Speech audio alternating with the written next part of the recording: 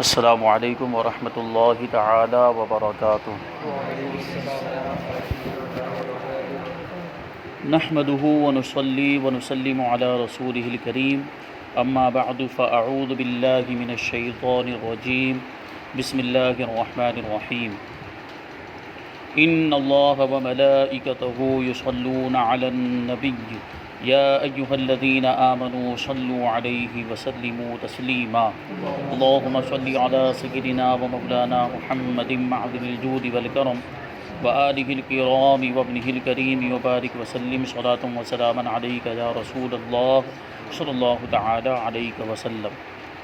روزے کا بیان جاری و ساری ہے، اس میں روزے کے کچھ ضروری مسائل بیان کیے گئے، پھر چاند دیکھنے کے تعلق سے احکام و مسائل بیان کیے گئے۔ اب یہاں سے روزہ توڑنے والی چیزوں کو بیان کرتے ہیں، کیونکہ یہ بھی بہت اہم ہے، بہت ضروری چیز ہے۔ یہ معلوم ہونا چاہیے کہ وہ کون سی چیزیں جن کی وجہ سے روزہ ٹوٹ جاتا ہے۔ بعض اوقات ایسا ہوتا ہے کہ روزہ ٹوٹ چکا ہوتا ہے اور آدمی سمجھتا ہے کہ روزہ باقی ہے، اور کبھی ایسا ہوتا ہے کہ روزہ نہیں ٹوٹا ہوتا ہے اور آدمی سمجھتا ہے کہ روزہ ٹوٹ گیا ہے۔ پھر جب اس کے بعد روزہ توڑنے والی چیز وہ کر لیتا ہے، جیسے کھا لیتا ہے، پی لیتا ہے، یہ سمجھتے ہوئے کہ روزہ ٹوٹ چکا ہے، حالانکہ حقیقت میں روزہ ٹوٹا ہوا نہیں ہوتا ہے۔ تو بعد میں کھا لینے سے، پی لینے سے پھر روزہ ٹوٹ جاتا ہے۔ تو ان چیزوں کا جاننا اور یہ چیزیں معلوم ہونا بہت زیادہ ضروری ہے، یعنی وہ چیزیں جن سے روزہ ٹوٹ جاتا ہے اور وہ چیزیں جن سے روزہ نہیں ٹوٹتا، تو ان کو مفسدات روزہ کہا جاتا ہے۔ روزے کو فاسد کرنے والی چیزیں یعنی روزے کو توڑنے والی چیزیں۔ روزے کو توڑنے والی چیزیں کچھ یہاں پر بیان کی جا رہی ہے، یعنی ساری چیزیں نہیں ہیں، ضروری چیزیں جو عام طور پر پیش آتی رہتی ہیں ان کو بیان کرتے ہیں۔ نمبر 1، کھانے پینے یا ہم بستری کرنے سے روزہ جاتا رہتا ہے جبکہ روزہ دار ہونا یاد ہو، کیونکہ روزے کا مطلب ہی یہ ہے کہ صبح صادق سے لے کر غروب آفتاب تک اپنے آپ کو کھانے پینے اور جماع سے روکے رکھے۔ تو اب ظاہر سی بات ان تینوں چیزوں میں سے کوئی ایک بھی چیز پائی جائے گی اور روزہ دار ہونا بھی یاد ہے تو روزہ ٹوٹ جائے گا، کیونکہ روزے کے خلاف ہو گئی یہ چیزیں۔ اور روزہ دار ہونا یاد ہونے کا مطلب یہ کہ اس کو یاد ہی نہیں ہے کہ اس نے روزہ رکھا ہوا ہے۔ اگر یاد ہے کہ اس نے روزہ رکھا ہوا ہے، وہ روزے دار ہے، پھر یہ کام کرتا ہے تو روزہ ٹوٹ جائے گا۔ نمبر 2، حقہ، سگار، سگریٹ وغیرہ پینے سے بھی روزہ جاتا رہتا ہے، ٹھیک ہے۔ اور حقہ ہے، سگار، سگریٹ وغیرہ جو بھی بات سمجھتے ہیں، تو یہ چیزیں بھی پینے سے روزہ ٹوٹ جاتا ہے، اگرچہ اپنے خیال میں حلق تک دھواں نہ پہنچتا ہو پھر بھی روزہ ٹوٹ جائے گا۔ اگرچہ وہ یہ سمجھے کہ میں نے منہ میں سے ہی دھوئیں کو واپس پھینک دیا، لیکن اس کے باوجود بھی روزہ کے ٹوٹنے کا ہی حکم ہوگا۔ تو یہ جو روزہ یاد ہونے کے بارے میں کہا گیا ہے، تو جو بھی مفسدات روزہ ہے، روزہ توڑنے والی چیزیں ہیں، وہ جیسے کھانا پینا، اس کے بارے میں بتایا گیا۔ اگر روزہ دار ہونا یاد نہیں ہے اور کھا لیا پی لیا تو ایسی صورت میں روزہ نہیں ٹوٹتا ہے۔ روزہ دار ہونا یاد ہو اور پھر یہ کام کر لیتا ہے تو روزہ ٹوٹ جائے گا۔ نمبر 3 ہے، پان یا صرف تمباکو کو کھانے سے بھی روزہ جاتا رہے گا اگرچہ آپ بار بار اس کی پیک تھوکتے رہیں۔ یعنی تمباکو کھا لیتے تو تمباکو کا معاملہ یہ ہے کہ تمباکو نگلا نہیں جاتا ہے، تمباکو کو دانت کے پیچھے رکھ دیا جاتا ہے یا کہیں بھی، مطلب وہ ان کے مخصوص طریقے ہوتے ہیں تمباکو کو کھانے کے، تو وہ رکھا ہوا ہے۔ اب تمباکو منہ کے اندر ہے، تمباکو تو حلق کے نیچے جاتا نہیں ہے، لیکن اس کا کچھ نہ کچھ رس کہہ لیجئے یا اس کے کچھ نہ کچھ ذرات جو ہوتے ہیں وہ حلق میں پہنچ ہی جاتے ہیں، ٹھیک ہے۔ اور اسی وجہ سے تو نشہ ہوتا ہے، یا جو بھی اس کے معاملات ہوتے ہیں، جو کیف و سرور اس کی وجہ سے حاصل ہوتا ہے۔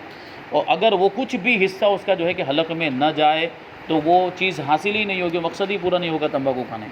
تو اگرچہ اس کی پیک بار بار تھوک دے رہا ہے، اس کا جو بھی یوں سمجھے آپ تھوک جو اس کا بن رہا ہے وہ بار بار پھینک دے رہا ہے اور یہ سوچ رہا ہے کہ حلق کے نیچے تو کچھ بھی نہیں جا رہا، لیکن اس کے باوجود بھی روزہ ٹوٹ جائے گا، کیونکہ حلق میں اس کے باریک باریک اجزاء ضرور پہنچتے ہیں، یعنی باریک باریک ذرات جو ہوتے ہیں، ذرے، وہ ضرور حلق میں جاتے ہیں۔ نمبر 4، شکر وغیرہ ایسی چیزیں جو منہ میں رکھنے سے گھل جاتی ہیں، منہ میں رکھی اور تھوک نکل گئے تو روزہ جاتا گیا اور روزہ ٹوٹ جائے گا۔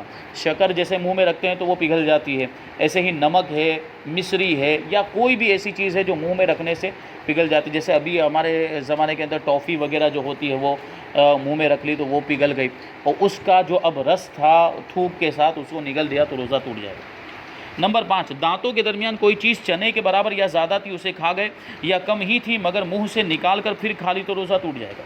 ٹھیک ہے، چنے کے برابر ایسا تو عام طور پر ہوتا نہیں، کیونکہ دانت میں جو چیز اگر اٹکی ہوئی ہے تو ہلکی سی چھوٹی سی چیز ہوگی، یعنی چنے سے چھوٹی ہی ہوگی. عام طور پر جو چنا ہوتا ہے اتنی مقدار میں تھی، یعنی چنے کے برابر تھی یا چنے سے زیادہ بڑی تھی، اس کو جو ہے کہ نگل گیا.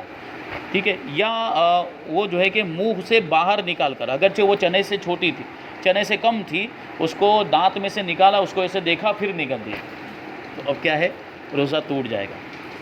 نمبر 5 ہو گیا. نمبر 6، دانتوں سے خون نکل کر حلق سے نیچے اترا اور خون تھوک سے زیادہ یا برابر یا کم تھا مگر اس کا مزہ حلق میں محسوس ہوا تو روزہ جاتا رہا. ٹھیک ہے، اب یہاں پہ تھوک سے زیادہ یا کم ہونے کا کوئی اعتبار نہیں، خون نکلا اور اس کو نگل دیا، اور خون کا مزہ یعنی اس کا ذائقہ محسوس ہو رہا ہے، جیسے تھوڑا کھارا پن محسوس ہوتا ہے خون کے اندر، تو وہ محسوس ہوا تو اسے بھی روزہ ٹوٹ جائے گا. اور اگر کم تھا اور مزہ بھی حلق میں محسوس نہ ہوا تو روزہ نہ گیا. یعنی تھوک کے مقابلے میں جو خون ہے وہ کم تھا، پھر اس کو نگل دیا اور اس کا مزہ بالکل بھی محسوس نہیں ہوا، اس کا ذائقہ بالکل بھی محسوس نہیں ہوا تو روزہ نہیں ٹوٹے گا. نمبر 7، روزہ یاد رہنے کے باوجود حقنہ لیا یا ناک کے نتنوں سے دوائی چڑھائی تو روزہ جاتا رہا. حقنہ لینے کا مطلب کیا ہوا؟ یہ پرانے زمانے کے علاج میں سے یہ ایک طریقہ، اور ابھی بھی بعض اوقات اس کو اختیار کیا جاتا ہے، کچھ طریقہ بدل گیا ہے تھوڑا سا. حقنہ یہ ہوتا ہے کہ بعض اوقات اجابت نہیں ہوتی، پیٹ میں گڑبڑ ہو جانے کی وجہ سے آدمی کو حاجت کی ضرورت، یعنی حاجت کی ضرورت تو محسوس ہوتی، لیکن یوں سمجھے کہ حاجت پوری نہیں کر پاتا ہے آدمی.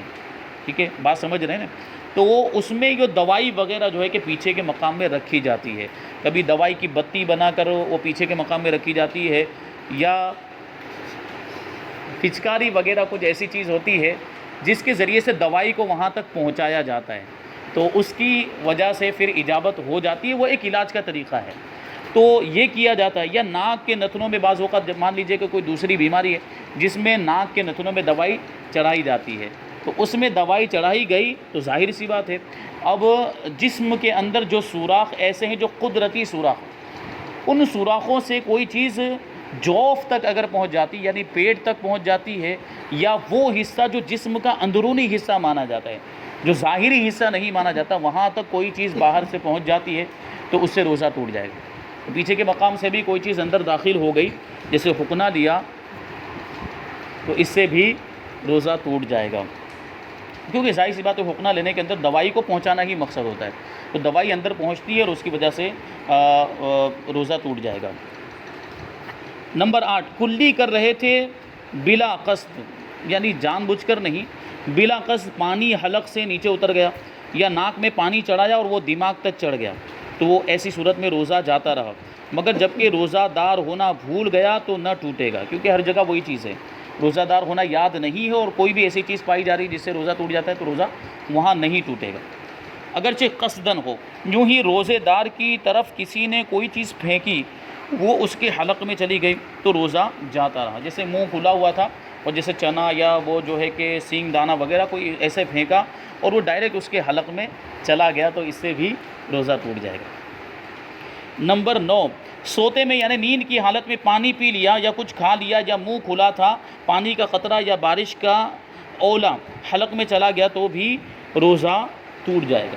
یعنی سوتے میں بھی اگر کوئی ایسی چیز پائی گئی جس سے روزہ ٹوٹ جاتا ہے، پانی پینا وغیرہ، یہ تو پانی کے بارے میں کہا. اگر کھانا بھی پانی سے جب روزہ ٹوٹ جا رہا ہے تو اگر کھانا کھا لیا مان لیجیے سوتے میں یہ، اور یا کسی نے اس کے منہ میں رکھ دیا کھانا اور وہ نگل گیا تو اس سے بھی روزہ ٹوٹ جائے گا. نمبر 10، دوسرے کا تھوک نگل لیا یا اپنا ہی تھوک ہاتھ میں لے کر نگل لیا تو روزہ جاتا رہا.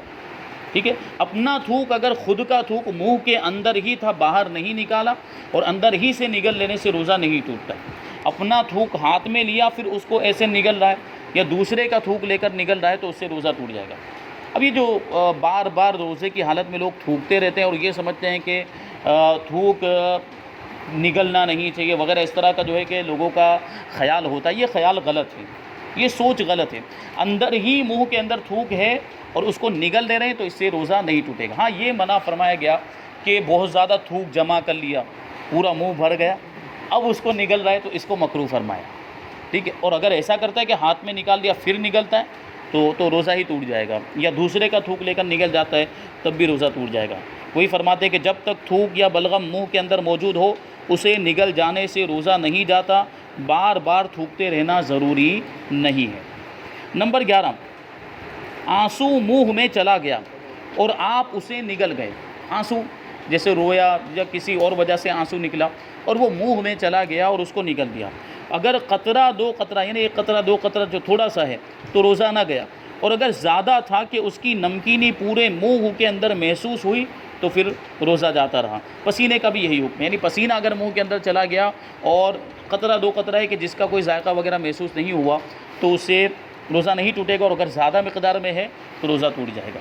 نمبر 12، فضلے کا مقام باہر نکل آیا تو حکم یہ ہے کہ خوب اچھی طرح کسی کپڑے وغیرہ سے پونچھ کر اٹھیں تاکہ تری باقی نہ رہے۔ یعنی پیچھے کا استنجا کا جو مقام ہوتا ہے، پیچھے کا مقام بعض اوقات جو یہ ہوتا ہے کہ وہ حصہ تھوڑا سا باہر نکلا ہوا ہوتا ہے، تو ایسی صورت میں استنجا کرنے کے بعد اس کو اچھی طرح کسی کپڑے وغیرہ سے پونچھ لینا چاہیے کہ اگر اس پر تری لگی ہوئی ہوگی اور پھر ایسی حالت میں کھڑے ہو کر وہ اندر وہ مقام چلا گیا تو اس کے ساتھ تری بھی چلی جائے گی، اور تری اندر کے مقام میں داخل ہو جانے کی وجہ سے روزہ ٹوٹ جاتا ہے۔ اگر کچھ پانی اس پر باقی تھا اور کھڑے ہو گئے جس کی وجہ سے پانی اندر چلا گیا تو روزہ فاسد ہو جائے گا۔ اسی وجہ سے فقہاء کرام فرماتے ہیں کہ روزہ دار استنجا کرنے میں سانس نہ لے، سانس لینے کی وجہ سے اگر کوئی قطرہ اندر کے چلا گیا ہے تو روزہ ٹوٹ جائے گا۔ یعنی کوئی بھی چیز پیچھے کے مقام سے اگر حقنہ رکھنے کی جگہ تک، یعنی تقریباً وہ 1 انچ کا فاصلہ ہوتا ہے، اتنے مقام کے اندر تک جو ہے کہ کوئی چیز پیچھے کے مقام سے بھی داخل کی پہنچ گئی تو اس سے بھی روزہ ٹوٹ جاتا ہے۔ روزے میں قے ہونے سے کب روزہ ٹوٹے گا؟ یہ بہت اہم مسائل ہیں۔ الٹی ہو جائے جس کو وامٹ کہتے ہیں، تو اگر روزے میں قے ہو گئی تو کب روزہ ٹوٹے گا، کب روزہ نہیں ٹوٹے گا، اس کی تفصیل بیان کرتے ہیں کہ اگر روزہ یاد ہونے کے باوجود قصدن یعنی جان بوجھ کر قے کی اور اگر وہ منہ بھر ہے تو اب روزہ ٹوٹ جائے گا۔ جان بوجھ کر قے کرنے سے یعنی خود آئی ہے تو اس کے مسائل الگ ہیں۔ جان بوجھ کر کا مطلب جیسے انگلی ڈال کر کی یا کوئی دوا استعمال کی جس کی وجہ سے الٹی ہو جاتی ہے، یہ جان بوجھ کر کرنا ہوا۔ تو جان بوجھ کر قے کی تو ایسی صورت میں اگر وہ منہ بھر ہے یعنی زیادہ مقدار کے اندر ہے تو اب روزہ ٹوٹ جائے گا، بشرطے کہ قے جو ہوئی ہے یعنی الٹی جو ہوئی وہ کھانے کی ہو یا پانی کی ہو یا صفرا کی ہو، جو کڑوا پانی نکلتا ہے بعض اوقات جسم سے کڑوا پانی جو نکلتا ہے، یا خون کی قے ہوئی ہو، تو ان چاروں چیزوں کی قے ہوئی ہے تبھی اس سے روزہ ٹوٹے گا۔ وہ بھی کب؟ جان بوجھ کر۔ جب الٹی جان بوجھ کر کی ہے تب وہ روزہ تو جان بوجھ کر کرنے میں بھی وہ منہ بھر ہونی چاہیے، اب منہ بھر سے کم ہے تو اس کے احکام الگ ہیں۔ دو چیزیں یہاں پر، دو شرطیں، ایک تو یہ کہ جان بوجھ کر الٹی کی، دوسری چیز یہ ہے کہ وہ منہ بھر ہو یعنی زیادہ مقدار میں، اتنی مقدار میں ہو کہ اب اسے روکا نہ جا سکے، یعنی کنٹرول نہ کیا جا سکے، اتنی زیادہ مقدار کے اندر ہو تو اس سے روزہ ٹوٹ جائے گا۔ اور وہ کتنی چیزوں کی ہونی چاہیے؟ کھانے کی ہونی چاہیے، پانی کی ہونی چاہیے، یا پھر کس چیز کی ہو؟ صفرا یعنی کڑوا پانی جو پیٹ سے نکلتا ہے بعض اوقات، یا خون کی ہو۔ ان چیزوں کی قے ہوئی جان بوجھ کر کی ہے، منہ بھر ہے تو روزہ ٹوٹ جائے گا۔ اب آگے بیان کرتے ہیں، یاد رہے کہ روزے میں خود بخود کتنی ہی قے یعنی الٹی ہو جائے، خواہ بالٹی ہی کیوں نہ بھر جائے، اس سے روزہ نہیں ٹوٹتا۔ یہ مبالغے کے طور پہ فرما رہے ہیں، عام جو ہے حالات میں اتنی زیادہ کوئی الٹی کرتا نہیں ہے کہ بالٹی بھر جائے۔ یہ سمجھانے کے لیے بات کر رہے ہیں کہ اگر خود بخود قے ہوئی ہے اور اس کا کوئی بھی حصہ اندر واپس نہیں گیا اور سارا کا سارا جو بھی نکلا اس کو باہر پھینک دیا ہے تو اس سے روزہ بالکل بھی نہیں ٹوٹتا۔ عام طور پر جو الٹی ہوتی ہے وہ ایسے ہی حالات ہوتے ہیں، کوئی جان بوجھ کر الٹی کرتا نہیں ہے، جان بوجھ کے کوئی الٹی نہیں کرتا، تو عام طور پر خود بخود ہی آتی ہے۔ تو روزے کی حالت میں اگر ایسی قے جو خود بخود آئی ہے اس سے روزہ نہیں ٹوٹا، اگرچہ بہت زیادہ مقدار میں ہو گئی پھر بھی روزہ نہیں ٹوٹے گا۔ قصدن منہ بھر ہونے والی قے سے بھی اس صورت میں روزہ ٹوٹے گا جبکہ قے میں کھانا، پانی یا صفرا یعنی کڑوا پانی یا خون آئے، جو اوپر بتایا، ٹھیک ہے۔ جان بوجھ کر الٹی کی ہے اور منہ بھر ہے، اس میں بھی روزہ اسی وقت ٹوٹے گا جب یہ 4 چیزیں اس میں نکلیں۔ اور اگر قے میں صرف بلغم نکلا ہے اندر سے تو اس سے روزہ نہیں ٹوٹے گا۔ قصدن قے کی مگر تھوڑی سی آئی، بہت زیادہ نہیں آئی، منہ بھر نہ آئی تو اب بھی روزہ نہ ٹوٹا، کیونکہ 2 شرطیں اوپر ہی بیان کی، ایک تو جان بوجھ کر الٹی کرنا، دوسرا یہ کہ وہ منہ بھر ہو یعنی زیادہ مقدار کے اندر ہو۔ اگر وہ منہ بھر نہیں، اگرچہ جان بوجھ کر الٹی کر رہا ہے لیکن منہ بھر نہیں، تھوڑی سی مقدار میں، تھوڑی سی ہے، تو ایسی صورت میں بھی روزہ نہیں ٹوٹے گا۔ منہ بھر سے کم جو ہے کہ قے ہوئی، منہ بھر سے کم قے ہوئی اور منہ سے ہی دوبارہ لوٹ گئی یا خود ہی لوٹا دی تو ان دونوں صورتوں میں بھی روزہ نہیں ٹوٹے گا۔ یعنی جان بوجھ کر نہیں کی، خود ہو گئی اور منہ بھر سے کم تھی تھوڑی مقدار کے اندر تھی، یعنی اتنی مقدار میں تھی کہ اس کو کنٹرول کیا جا سکتا ہے، اب وہ واپس لوٹ گئی یا خود ہی لوٹا دی تو اس سے بھی روزہ نہیں ٹوٹے گا۔ منہ بھر قے بلا اختیار ہو گئی تو روزہ تو نہ ٹوٹا، البتہ اگر اس میں سے ایک چنے کے برابر بھی واپس لوٹا دی تو روزہ ٹوٹ جائے گا۔ یہ کب ہے؟ جب منہ بھر ہو یا اس سے زیادہ ہو، ٹھیک ہے، منہ بھر کی مقدار ہو یا اس سے زیادہ ہو اور اب اس میں لوٹا رہا ہے، تو اگر چنے کے برابر لوٹ گئی اندر واپس یا اس سے زیادہ لوٹا دی ہے تو ایسی صورت میں روزہ ٹوٹ جائے گا، اور اگر چنے کے برابر ہی اندر تھوڑا سا حصہ واپس گیا ہے تو اس سے روزہ نہیں ٹوٹے گا۔ یہ منہ بھر ہونا اور منہ بھر نہ ہونا یہ دونوں کا فرق ہے، ٹھیک ہے، یعنی منہ بھر نہیں تھی، منہ بھر سے کم تھی اور ایسی صورت میں واپس لوٹ گئی تو اس سے روزہ نہیں ٹوٹے گا، اور منہ بھر تھی یا اس سے زیادہ تھی پھر اگر لوٹ گئی ہے واپس اور جو چنے کے برابر لوٹی یا چنے سے زیادہ لوٹی ہے تو روزہ ٹوٹ جائے گا، اور چنے سے کم لوٹی ہے اندر واپس حلق کے اندر تو اس سے روزہ نہیں ٹوٹے گا۔ اب یہ جو منہ بھر کا بار بار جو ذکر آ رہا ہے کہ منہ بھر ہو تو اس کا کیا مطلب ہے، منہ بھر ہونے سے کیا مراد ہے، تو اس کو بیان کرتے ہیں کہ منہ بھر قے کی تعریف کیا ہے۔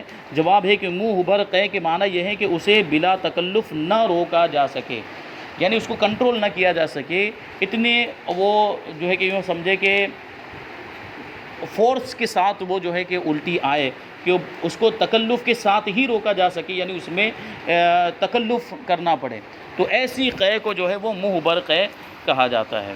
یہ جو ہے کہ روزہ توڑنے والی چیزوں کو یہاں سے بیان کیا گیا۔ اب آگے جو ہے کہ ایسی چیزوں کو بیان کرے کہ جن سے روزہ نہیں ٹوٹتا ہے۔